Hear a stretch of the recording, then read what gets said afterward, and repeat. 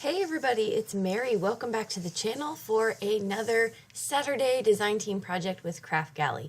Before I get into the card, I wanted to briefly talk about Kraftgali.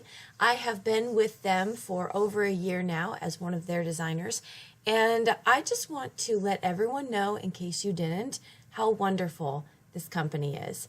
So if it matters to you that people are generous, kind, nice, hardworking, then I would highly encourage you to go check out the shop because A, there's always great deals, and B, they are just those things. So I love Princey. I love just working with her, and she's the most wonderful person I've never met.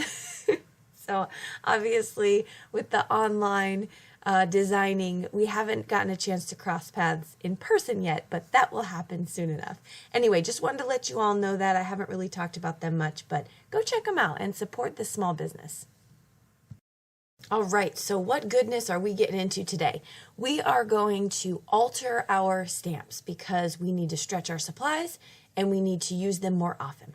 So I took out this Neat and Tangled Swing and Buy set, and I am going to mask off the little girl in the swing because she is not going to be what the elephant is carrying. And I find that doing it this way by putting the ink on, trying not to get it on the part I don't want to stamp, but then covering it with a piece of masking tape actually left my project much cleaner. So I didn't run the risk of getting any residue left over from even wiping off the stamp. So I did that, and then I placed in a little coffee cup. This coffee cup set is from a Newton's Nook set with coffee and wine. And I figured this was super fun to do because I would love an elephant to carry me over a big old cup of coffee. I've been feeling very dependent on it lately, unfortunately.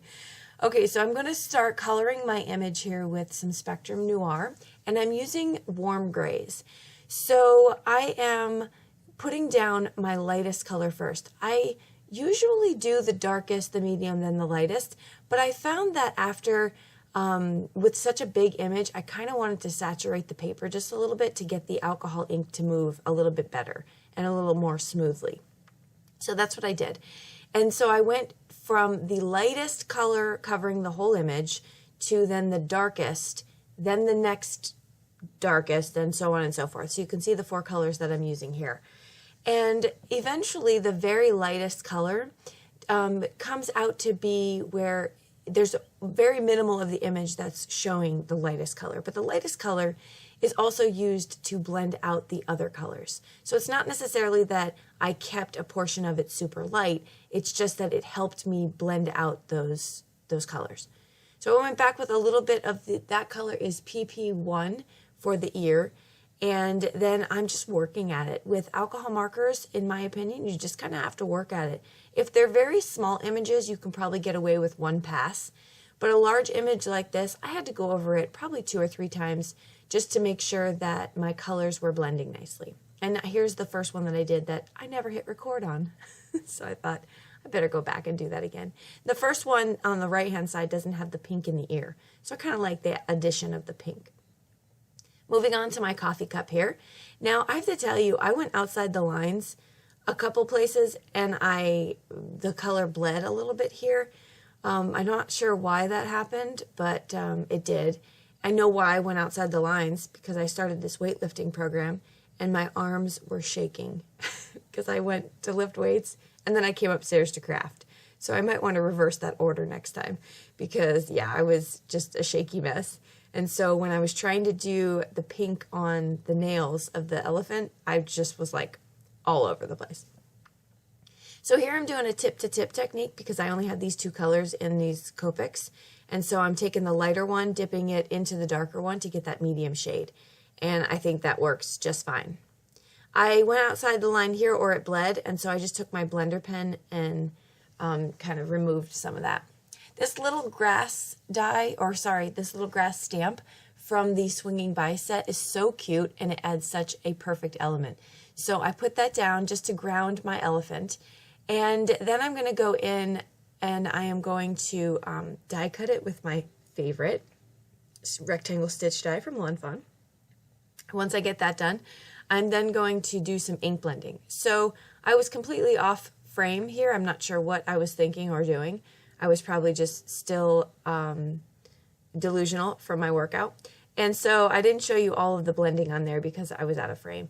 But I did go in with some Distress Oxide and some of my makeup brushes to get this beautiful soft blend right where I want it. So the top I did tumbled glass, and then the bottom I did mowed lawn, and that was really fast and very similar to what I did in my last card using the Swinging By set.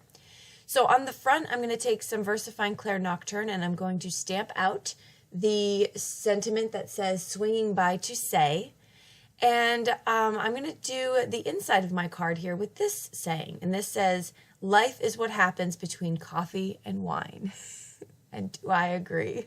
Yes, I do. So that is going to be on the inside. Then I'm going to stamp out 2 of these wine images from the Newton's Nook set. So here in this video, you are combining stamp sets. You are altering stamp sets.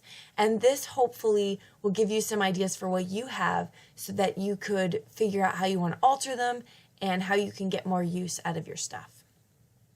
On the back here, I am going to use my art glitter glue.